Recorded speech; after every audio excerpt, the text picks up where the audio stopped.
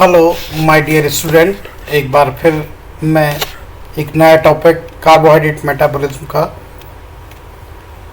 उसी के आगे एक टॉपिक लेके आया हूँ जिसका नाम है role of hormone in carbohydrate metabolism. जैसे कि हम सभी जानते हैं कि ग्लूकोज का मेटाबॉलिज्म पूरे शरीर में कैसे होता है हम अभी तक पढ़ चुके हैं, जिसमें glycolysis, Krebs cycle, glucogenesis, gluconeogenesis. तो इन सब का फॉर्मेशन और डिग्रेडेशन कौन कौन से हार्मोन्स के द्वारा कंट्रोल होता है वो हम यहाँ पे देखेंगे। तो सबसे पहले हम देखते हैं रेगुलेशन ऑफ ब्लड ग्लूकोज। जैसा कि हम सभी जानते हैं कि अगर शरीर में ग्लूकोज का लेवल बढ़ता है तो भी प्रॉब्लम होती है, डायबिटीज़ हो जाता है, और ग्लूकोज का लेवल घटता है तो भी प्रॉब्लम हो जाती है, हाइपोटेंशन हो जाता है। देख लीजिए कितना लेवल आपका बॉडी में नॉर्मल रहना चाहिए पोस्ट एब्जॉर्बिटिव स्टेट, मतलब जब हम एक नॉर्मल डाइट लेते हैं उसके बाद जब एब्जॉर्प्शन हो जाता है तो कितना ब्लड ग्लूकोज रहना चाहिए। यहाँ पे देख सकते हैं 4.5 से 5.5 मिलीमोल पर लीटर ग्लूकोज होना चाहिए। जब हम कार्बोहाइड्रेट रिच डाइट लेते हैं उसके बाद कितना आपका ब्लड ग्लूकोज होना चाहिए, 6.5 टू 7.2 मिलीमोल पर लीटर। और अगर हम कुछ नहीं खाते हैं, मतलब फास्टिंग कंडीशन होती है, तो उस कंडीशन में 3.3 से 3.9 मिलीमोल पर लीटर का आपका यहाँ पे ब्लड ग्लूकोज लेवल होना चाहिए। अब ये जो लेवल है इसको मेंटेन रखने के लिए हार्मोन कैसे यूज होते हैं तो देख लीजिए। Metabolic and hormonal mechanism regulate blood glucose level. ये जो हार्मोन होते हैं ये ब्लड ग्लूकोज के लेवल को मेंटेन रखते हैं। ये 3 तरीके से ग्लूकोज का लेवल मेंटेन किया जा सकता है। एक तो लिवर करता है जहाँ पे सिंथेसिस होता है, दूसरा एक्स्ट्रा हेपेटिक टिश्यू जो होते हैं वहाँ पे भी ग्लूकोज का कन्वर्जन होता है जैसे ग्लाइकोजन में, और हार्मोन। तो यहाँ पे हम सबसे इम्पोर्टेंट ये है मेन रोल होता है हार्मोन का। ये देख लीजिए आप कि ये एक डायग्राम है, जिस डायग्राम में यहाँ पे गट है, गट में हमने भोजन लिया, वहाँ से फूड लिया, फूड के थ्रू ग्लूकोज एब्जॉर्ब होता है, एब्जॉर्ब होकर ग्लूकोज आया आपका ब्लड में, और ब्लड के थ्रू कहाँ चला जाता है, मसल्स में चला जाता है, आपके इसमें एडिपोज टिश्यू में चला जाता है, लिवर में भी जा सकता है। तो अब ये जो ग्लूकोज ब्लड में होता है, इस ब्लड में जो ग्लूकोज होता है इसके में ये जो आपका यहाँ पे आप देख सकते हैं लिवर ही सारी चीज़ों को मेंटेन करता है। लिवर में ये आपका ग्लूकोज से ग्लाइकोजन बनता है जो कि स्टोर हो जाता है, और जब ग्लाइकोजन से ग्लूकोज बनता है ग्लूकोनियोजेनेसिस के थ्रू भी ग्लूकोज बनता है, मतलब जैसे फैट हो गया, कीटोन बॉडीज हो गई, प्रोटीन हो गया, उनसे भी आपका ग्लूकोज बनता है और ब्लड में आ जाता है जब हम फास्टिंग कंडीशन में रहते हैं। तो ये एक पूरा रेगुलेशन दिखाया गया है कि देखिए कैसे आपका इफेक्ट पड़ेगा। Regulation of blood glucose level, तो हम जैसा कि जानते हैं इंसुलिन एक हार्मोन होता है जो कि ब्लड ग्लूकोज को मेंटेन रखता है। और ये इंसुलिन हार्मोन जैसा कि हमें पता है पैंक्रियाज होता है जिसमें बीटा सेल्स होते हैं। बीटा सेल से 2 प्रकार के हार्मोन निकलते हैं, एक इंसुलिन और एक ग्लूकागॉन, और दोनों अपोजिट काम करते हैं। तो यहाँ पे देख लीजिए ब्लड ग्लूकोज में जब इंसुलिन निकलता है तो इंसुलिन अगर निकलता है तो वो ब्लड ग्लूकोज अगर ज़्यादा होता है ब्लड में ग्लूकोज तो उसको कहाँ पहुँचा देता है, मसल्स में पहुँचा देता है, ग्लूकोज का अपटेक बढ़ जाता है और ग्लाइकोजन सिंथेसिस होने लगता है, मतलब ग्लूकोज किस में कन्वर्ट होने लगता है, ग्लाइकोज। इसी तरीके से लिवर में जैसे इंसुलिन जाएगा तो ग्लूकोज का अपटेक बढ़ा देगा, ग्लाइकोजन सिंथेसिस बढ़ा देगा, ग्लाइकोलाइसिस करा देगा, पायरुवेट डिहाइड्रोजनेज एंजाइम की एक्टिविटी को बढ़ा देगा, फैटी एसिड सिंथेसिस बढ़ा देगा, और ट्राइग्लिसराइड सिंथेसिस भी बढ़ा देता है। उसी के साथ साथ बीएलडीएल सिंथेसिस बढ़ा देता है, और ये बीएलडीएल जो बनता है वेरी लो डेंसिटी लिपिड कहलाते हैं। ये सिक्रीट होके हैं लिवर से और कहाँ चले जाते हैं, एडिपोज टिश्यू में चले जाते हैं, वेरी लो डेंसिटी लिपोप्रोटीन, और एडिपोज टिश्यू में आके क्या करते हैं, ट्राइग्लिसराइड सिंथेसिस।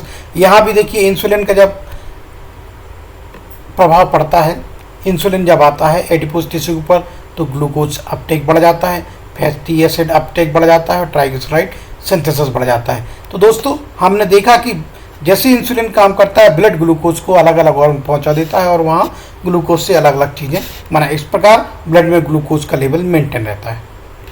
इसी तरीके से दूसरा हार्मोन जो अल्फा सेल्स होती हैं पेंक्रियाज की, उससे सिक्रीट होता है, उसको बोलते हैं ग्लूकेगॉन। तो ग्लूकेगॉन अगर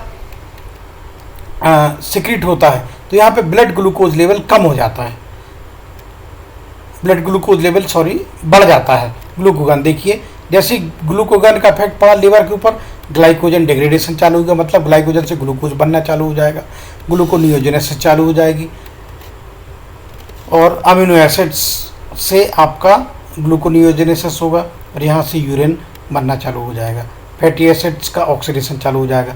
तो ये ग्लूकोगॉन लिवर पे काम कर रहा है, दूसरा एडिपोज टिश्यू पे, तो यहाँ ट्राइग्लिसराइड डिग्रेडेशन कराएगा तो उससे फैटी एसिड्स बनेंगे और ये फैटी एसिड्स फिर से चले जाएंगे लिवर में और ये मसल्स में क्या कराने लगता है, प्रोटीन का डिग्रेडेशन होता है, उससे अमीनो एसिड्स बनते हैं और ये अमीनो एसिड लिवर में चले जाते हैं और ये अमीनो एसिड से क्या बन जाता है आपका एटीपी से अमोनिया, अमोनिया से यूरिया और यूरिया जो होता है यूरिन के थ्रू बाहर निकल जाता है। तो यहाँ पे ग्लूकोगॉन का इफेक्ट देखा हमने। Role of thyroid hormone. अब थायराइड हार्मोन जैसे हम जानते हैं कि थायराइड जो ग्लैंड होती है गले में, उससे दो हार्मोन निकलते हैं, थायरोक्सिन हार्मोन निकलता है, जनरली T3 और T4 कहलाते हैं। तो यहाँ पे आप ये देख सकते हैं कि इस जो थायराइड हार्मोन होता है ये ग्लाइकोजेनोलाइसिस एंड ग्लूकोनियोजेनेसिस का काम कराता है। ये मैंने दोनों प्रोसेस आपको पहले पढ़ा चुका हूँ। देखिए, हाइपोथायराइड और हाइपरथायराइड, अगर थायरोक्सिन हार्मोन कम निकलता है तो क्या होता है, जो फास्टिंग कंडीशन में ग्लूकोज होता है वो और कम हो जाता है हाइपोथायराइड की कंडीशन में, जबकि हाइपरथायराइड की कंडीशन में फास्टिंग ब्लड ग्लूकोज लेवल जो होता है वो बढ़ जाता है। इसमें हाइपोथायराइड में क्या होता है, patient have decrease ability to utilize glucose, glucose को यूटिलाइज करने की एबिलिटी कम हो जाती है हाइपोथायराइड में, और हाइपरथायराइड में patient utilize glucose at normal और इंक्रीज रेट। इसमें patient are less sensitive to insulin than normal और हाइपरथायराइड पेशेंट, मतलब हाइपोथायराइड कंडीशन में इंसुलिन की सेंसिटिविटी कम हो जाती है, इसलिए ग्लूकोज लेवल आपका फास्टिंग कंडीशन में कम हो जाता है। अगला हार्मोन होता है ग्लूकोकॉर्टिकॉइड्स। ये कैसे ब्लड ग्लूकोज लेवल को मेंटेन रखता है, देखिए, glucocorticoids are antagonistic to insulin, मतलब इंसुलिन का एंटागोनिस्ट होता है। कुल मिला के अगर एक ग्लूकोकॉर्टिकॉइड ज़्यादा सिक्रीट होगा तो ग्लूकोज लेवल ज़्यादा बढ़ जाएगा ब्लड में। Inhibit the utilization of glucose in extra hepatic tissue, और ग्लूकोज का एक्स्ट्रा हेपेटिक टिश्यू में यूटिलाइजेशन कम कर देता है। इसका मतलब क्या हुआ, एक ब्लड में इसका ग्लूकोज का लेवल बढ़ जाता है, क्योंकि जब ग्लूकोज एक्स्ट्रा हेपेटिक टिश्यू में नहीं जाएगा तो ग्लाइकोजन में कन्वर्ट नहीं होगा। और इंक्रीज ग्लूकोनियोजेनेसिस, और ग्लूकोनियोजेनेसिस को बढ़ाता मतलब दूसरे जो ग्लाइकोजन से ग्लूकोज बनाना चालू कर देता है। एक हार्मोन होता है एपिनेफ्रिन, जो एडिनल ग्लैंड से सिक्रीट होता है, secrete by adrenal medulla. It stimulate glycogenolysis in liver and muscles. It diminish the release of insulin from pancreas, pancreas से इंसुलिन का सिक्रेशन भी कम करा देता है। कुछ और हार्मोन होते हैं जो ब्लड ग्लूकोज लेवल को कंट्रोल करते हैं, जैसे एंटीरियर पिट्यूटरी हार्मोन, इसमें ग्रोथ हार्मोन आता है। ग्रोथ हार्मोन क्या काम करता है, elevate blood glucose level and antagonise action of insulin, insulin का एंटागोनिस्ट। ये भी जैसे ग्लूकोकार्ड था वैसे ही growth hormone. Growth hormone is stimulate by hypoglycaemia, मतलब decrease glucose uptake in tissue में बढ़ा देगा तो ब्लड में ग्लूकोज का लेवल बढ़ जाएगा वैसे।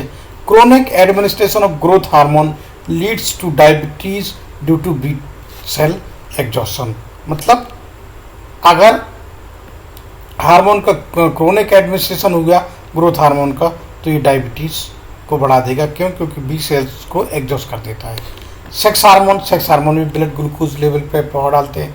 Oestrogen cause increase liberation of insulin, insulin के सिक्रीशन को बढ़ा देता है। Testosterone decrease blood sugar level, जबकि टेस्टोस्टेरोन जो होता है वो इंसुलिन की सिक्रीशन को बढ़ा के ब्लड शुगर को कम कर देता है। ये यहाँ पे देख लीजिए, हाइपरग्लाइसीमिया और हाइपोग्लाइसीमिया। हाइपरग्लाइसीमिया मतलब ब्लड ग्लूकोज लेवल का बढ़ना और हाइपोग्लाइसीमिया मतलब ग्लूकोज का ब्लड में कम होना। तो इसमें हाइपरग्लाइसीमिया क्या होगा, थर्स्ट, माउथ सूखने लगेगा, पॉलीयूरिया हो जाएगा, मतलब यूरिन ज़्यादा सेक्रेट होगा, टायर्डनेस हो जाएगी, फटीग हो जाएगी, थकान महसूस होगी, ब्लरिंग ऑफ विजन, आँखें मिचमिचाने लगेगी, नौसिया हो जाएगा, हेडेक हो जाएगा, हाइपरफेजिया हो जाएगा और मूड चेंज हो जाएगा। जबकि हाइपोग्लाइसेमिया, अगर ग्लूकोज की कमी हो जाती है ब्लड में तो पसीना चालू हो जाता है, trembling, pounding heart, anxiety, hunger, confusion, drowsiness, speech difficulty in coordination, inability to concentrate.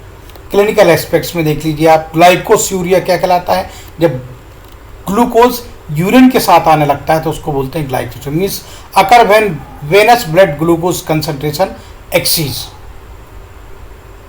Venus blood में ग्लूकोज का कंसंट्रेशन जब बढ़ जाता है तो ग्लाइकोस्यूरिया कहलाता है। 9.5 टू 10 मिलीमोल पर लीटर हो जाता है। Fructose 1,6 biphosphate deficiency cause lactic acidosis and hyperglycaemia. Diabetes mellitus क्या होता है? A multi organ catabolic response cause by insulin insufficiency. जब इंसुलिन की इनसफिशियंसी हो जाती है तो डायबिटीज मेलिटस हो जाता है। इसमें क्या होता है? मसल्स में क्या होता है? Protein catabolic for gluconeogenesis,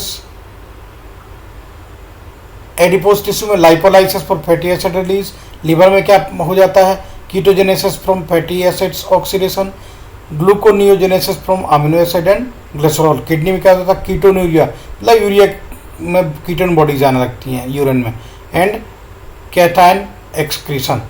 renal ammonia genesis भी हो जाती है। तो ये डायबिटीज मेलिटस में ये सारे लक्षण अलग अलग ऑर्गन में दिखने लगते हैं।